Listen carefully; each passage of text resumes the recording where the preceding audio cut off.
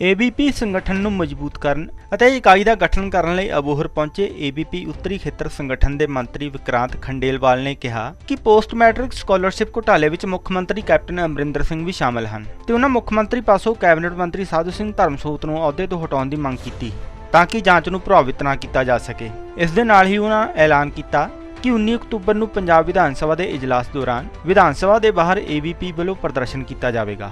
पंजाब सरकार के एक वरिष्ठ सचिव ने स्वयं अपनी ही सरकार का SC/ST स्टूडेंट की स्कॉलरशिप का जो इशू है उसमें घोटाला जो हुआ है उसको जनता के सामने उजागर किया और ये घोटाला केवल 1 साल का सामने किया है।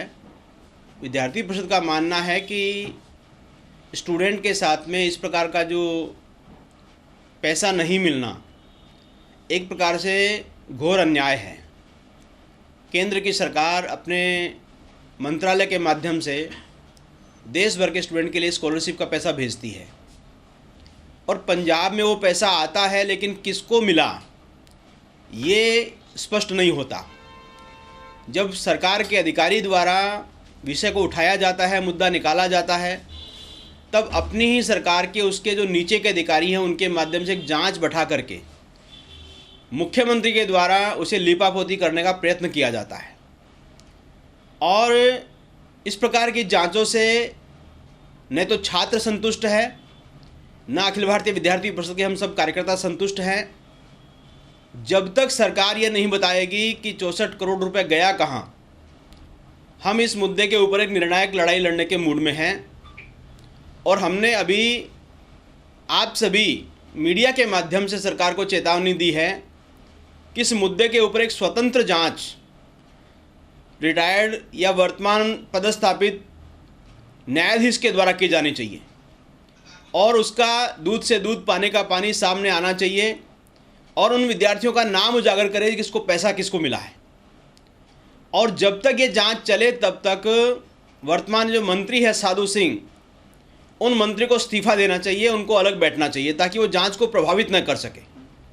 तो इस प्रकार के मुद्दे को लेकर हम पूरे प्रदेश भर में कल और परसों में सभी जिला केंद्रों पर मंत्री के पुतले फूंकेंगे, सरकार के खिलाफ प्रदर्शन करेंगे और आने वाले 19 तारीख को जो विशेष विधानसभा का सत्र बुलाया गया है उस विधानसभा के सामने भी विद्यार्थी परिषद चंडीगढ़ में इस मुद्दे के ऊपर प्रदर्शन करेगी।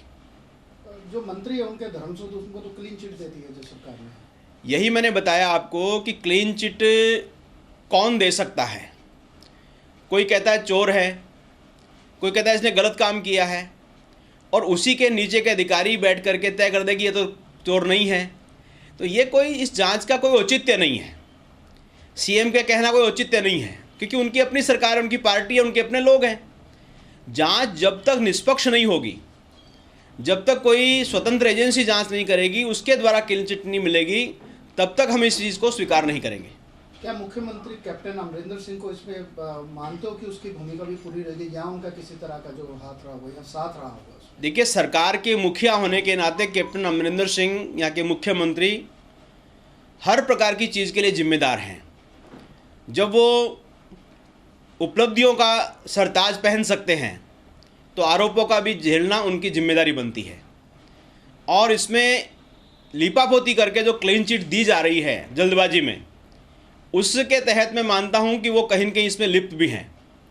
इसलिए उनको अपनी लिप्तता से बाहर निकलने के लिए, सिद्ध करने के लिए इस समय यही आवश्यकता है कि वो मंत्री को हटाए और निष्पक्ष जांच कराए।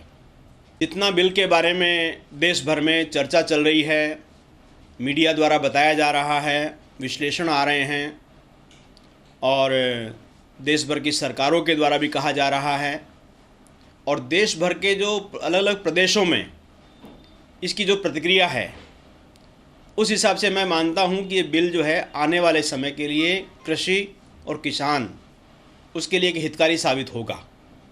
लेकिन वर्तमान समय में जो स्ट्रक्चर हमारे पास नहीं है, जो सिस्टम हमारे पास अपडेट नहीं है, जो अधिकारियों का रवैया है, उन सब के कारण जो किसानों को समस्याएं हो रही है उन तक सही तरह से अधिनियम को पहुंचाया नहीं जा रहा है, उनको भ्रमित किया जा रहा है। उसके कारण जो एक आक्रोश है वो जनता की स्वाभाविक अपनी प्रतिक्रिया है निश्चित रूप से हम भी एक सामाजिक जिम्मेदारी के नाते यदि किसान अपनी बात को उठाता है तो उसकी बात को हम भी समर्थन करते हैं कि उनकी बात को सुना जाए, उनकी शंकाओं का समाधान किया जाए। लेकिन डेवलपमेंट या फिर कोई सुधार वो किसी देश के अंदर रोकना इसका समाधान नहीं है। उसके अंदर यथोचित सुधार होने चाहिए। किसानों की जो मांगे हैं उसको सुनना चाहिए, उनको संतुष्ट करना चाहिए। क्योंकि जिस प्रकार से शिक्षा नीति में बहुत व्यापक आधार के ऊपर एक चर्चा की गई, लोगों का इन्वॉल्वमेंट किया गया, मुझे लगता है कहीं न कहीं उस प्रक्रिया में इसमें खामी रही है, लोगों का सहभागिता कम रही और उसके कारण ये समस्याएं पैदा हुई है। तो मैं चाहता हूं कि इसमें किसानों की आवाज़ को सुना जाए, सरकार के साथ वार्ता हो और देखिए बातचीत ही सब चीज़ों का समाधान है। हम 1 राउंड 2 राउंड 3 राउंड की बात करेंगे तो कुछ न कुछ समाधान निकलेगा।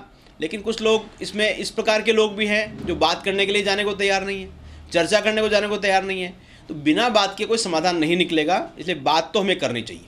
मैं मानता हूं कि यदि किसान गए हैं तो उनके साथ कोई बहुत सीनियर मंत्री को बात करनी चाहिए और सरकार में जो निर्णय करने की स्थिति है उन लोगों को बैठ के बात करना चाहिए। किसी अफसर को आगे कर देना ये लोकतंत्र के लिए ठीक नहीं है।